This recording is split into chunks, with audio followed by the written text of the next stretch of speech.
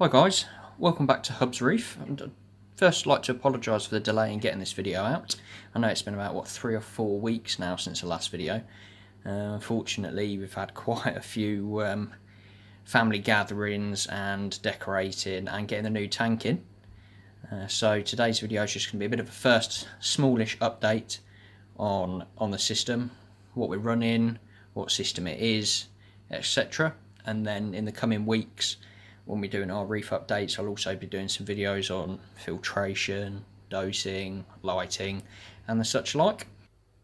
So here it is in all its glory. Now if you follow Hubb's Reef on Instagram and Facebook, you'll have already seen a few photos and videos of the tank and have a good idea of what it is. Basically, if people that don't know, we had quite a few different options. We did look at custom, another Red Sea tank, Evolution Aqua, amongst others. We had quite a few quotes on some custom tanks, but we went down to see Paul and the guys at AAC and have a look at their display D&D 1200 that they've got on display, and we both really liked it. The wife liked the oak, liked the theme, so therefore we went for the 1500S in oak, which is the biggest one that they do. They are custom built in the UK. I say custom, they're all the same, but they are built in the UK. The stands come built when delivered, and the delivery guys were pretty fantastic, to be honest. If we didn't need to move a sofa, they'd have put it into place, but unfortunately we needed to move a few things before we could get it in, so we decided not to let them put it in place. It was fairly heavy, I must admit. I had a friend over, John, which is from UK Reefer. I'll drop a link in below. He's got his own channel. He's a good bloke. He's doing a few. He's got an upgrade he's just set up, and he's got a series going as well. So it'd be good for you to check that out. He's a nice bloke, so why not? Basically, so that's the way we decided to go. I quite like the look of it, this stand, the sump, which was it's a Clarisy ready sump, so it's got a baffle in there which is made for the Clarisy to hook onto, and you can hard plumb it into straight, which is really good. And you know, I use the Clarisy quite well. It's a great bit of kit. So once we had been down and spoke to Paul and the lads at AAC, we went away, had a few thoughts on what we wanted to do, and obviously contacted Paul and said, look, we'd like to get one ordered, we'd like to put an order together.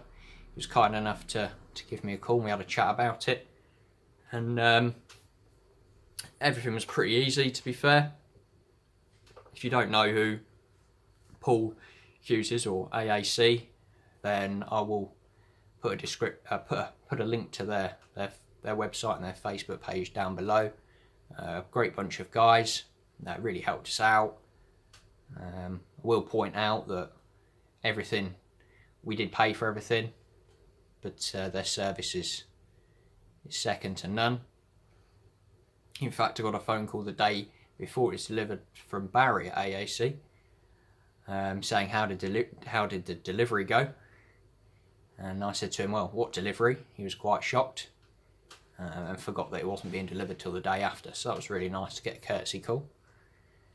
So what have we added to this? Now, from the old tank, which is in the old video, which you'll see, we've stripped all the rock out.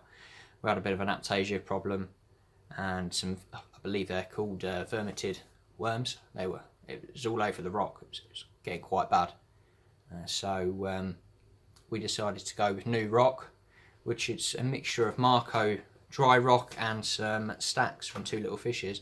Now, it's quite rare in the country. There isn't that many boxes of it available.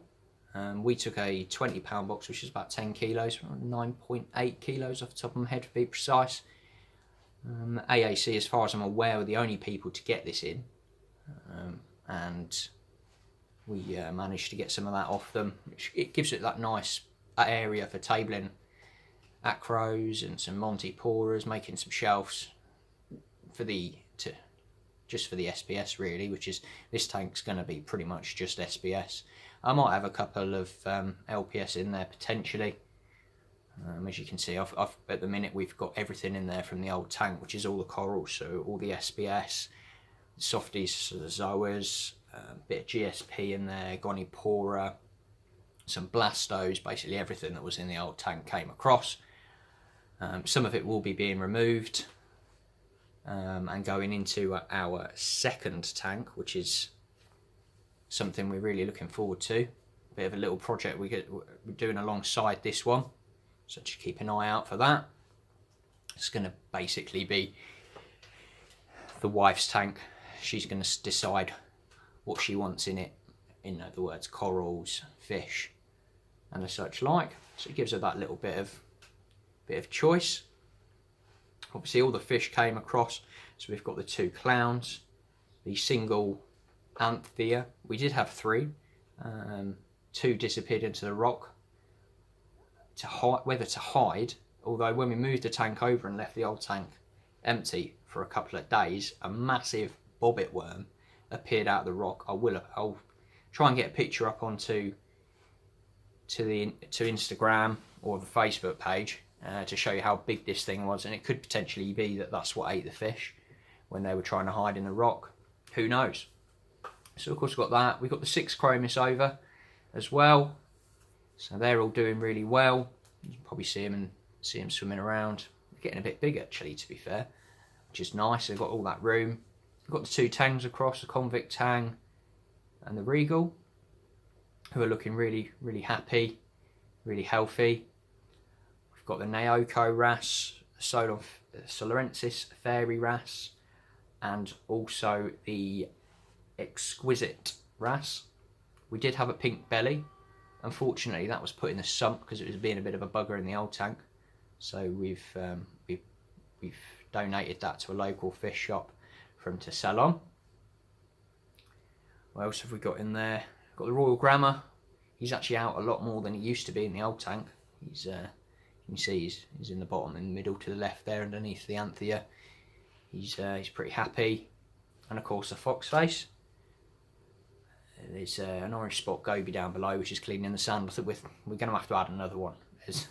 There's just too much sand for him to clean. And obviously we're going through the diatom stage at the moment, which is, it's going to happen. It happens in any new tank. So you just have to ride the storm, let it burn itself out, let the goby and any other cleanup crew take care of that. So I think we'll get another one. We did suffer 1 loss when we moved the tank over. Unfortunately, we had an algae blenny. In the first few days, everything was really, really happy. And about 10 days afterwards, he started to pant a little bit. And then we came back from work, and unfortunately, he had died. And we'd been doing the main tests every day for ammonia, nitrite, alkalinity, calcium, magnesium, and salinity, and everything was. There was no ammonia. There was a very small trace of nitrite for about the first 2-3 days, and that soon disappeared. Nitrate crept up to 20. It's now sat at 2. The phosphate is sat at 0.009, which is about 3 parts per billion phosphorus. So all the results are looking really good. We started dosing from day 1. I knew the consumption in the old tank, so I kind of just used that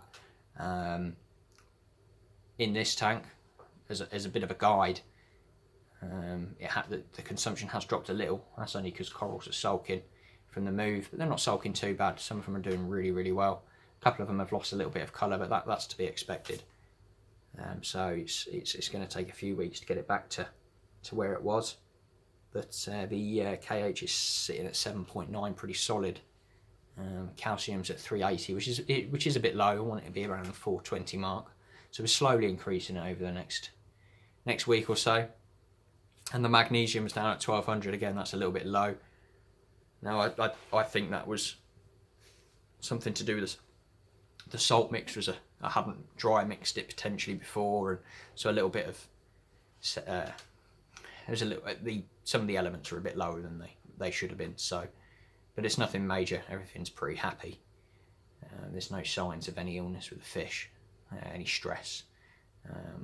We've only lost, I think it's one frag of SPS, but it was struggling in the old tank for some reason. We'd had to frag it before, and unfortunately we lost that. So it's a shame, but to lose only that in the move, you know, we're pretty happy with. In terms of lighting, we've gone for the Hydra 26 HDs currently. We had 2 on the old tank, so we added a 3rd in the middle. Gives it that bit of nice extra spread, nice light. Obviously it's a bit hard to see now because the light's going down a little bit, but no, the light seems to be performing quite well. In terms of power heads, we've got the Glamorca gyre on the right hand side. That's doing really well. It needs a bit of a clean, it's getting a little bit dirty. And on the left hand side we've got a OW10 Jabo. Obviously I'm going to be adding potentially probably another Glamorca in the next few months, early on into next year, just to increase that flow when the tank starts to get a bit fuller. We've got the return nozzle pointing the same way as the gyre, just to get that flow. That's pumping through at approximately, which is about 2,800 litres an hour. So it's not quite the 10 times turnover. I'm not a massive fan of the 10 times turnover. I like to have it a little bit lower, probably about 5 or 6 times turnover an hour. It gives the Cyprax, which we've got, to a little bit less flow through there, so it just helps with the filtration on it. Sorry, couldn't think of a word there. So that really helps with that a little bit. We've got tons of flow in the main display, so you know, I'm not fussed about the turnover in the tank and through the sump. Sorry, so that's going pretty well. We've gone for Carib Sea Live special grade sand. We had the Bahamas Elite, or whatever, I think it's called, in the old tank. We found that to be a little bit powdery. With increased flow with SPS, we needed something a little bit more about it. So we've gone for a little bit of a thicker grade. That took £80, so it's about 40 kilos, 4 bags. It seems pretty well. You know, it doesn't fly around anymore. The Goby couldn't easily sift it, so there's no problems there, which is always a good thing. So we went with that instead. So it's looking a little bit brown for the diatoms, but that's to be expected. It'll eventually burn off. Like I say, the phosphate's super low, so it's just going through the motions at the minute. But we've got some good plans for it going forwards. There'll be a fair few more fish added, probably a shoal of something. Maybe I think it's still in debate on what we're going to have as the show fish. But as we've already got 2 tangs, will it be a tang? I'm not sure. Do I really want to add a 3rd? Potentially not. But whatever it is, it's got to be reef safe, or at least SPS safe, because all the softies and the LPS will be being pulled out of this tank in the next couple of months and go into a new home. So as long as anything is SPS safe, or as safe as possible, we'll add it in. So if you have any thoughts, drop them in the comments down below. I'll have a look, see what people's thoughts are. I think that's pretty much about it as a quick introduction. We'll do a video on the sump area. It just needs a little bit of a tidying up. Obviously been really super busy, so I haven't quite had a chance to do a bit of cable tidying, so it's a bit of a mess down there. And sump's got a little bit of sand powder in there from when we first put the sand in and let it run. So I'm gonna clean that out in the coming days, next week, and get that all ready for the next reef update, which will be next week, where we'll go through any changes in the main display. I'm hoping there isn't. potentially maybe a fish, maybe not. Like I say, it's only been running 3 weeks on Sunday. All test results are fine, but we'll see if the opportunity arises and there's a nice fish about. Maybe we'll add it. If not, we'll be waiting a few more weeks just to let things settle, let the fish be happy. We're increasing the feeding over the next few days, back to how it used to be, which is about 4 cubes frozen a day, as well as various feeds of pellet. So that's good. So what I'll do is I'll leave the video there. If you like the video, just drop us a thumbs up. Don't forget to subscribe. Pop over to the Facebook page and the Instagram page. I'll leave some links down below. And in the meantime, again, if you've got time and you want to watch a few more videos, pop over to UK Reefer. He's doing a good series on his tank's looking good. We've helped each other out quite a bit. He's a good lad, so pop over and see what he's doing. And if you're around, I know AAC have got a bit of a sale going on at the weekend. I believe it's like 10% off fish, 25% off SPS colonies and large LPS, 10% off Red Sea, I believe. Don't quote me on that, but if you pop over to their Facebook page, they've got it all listed down.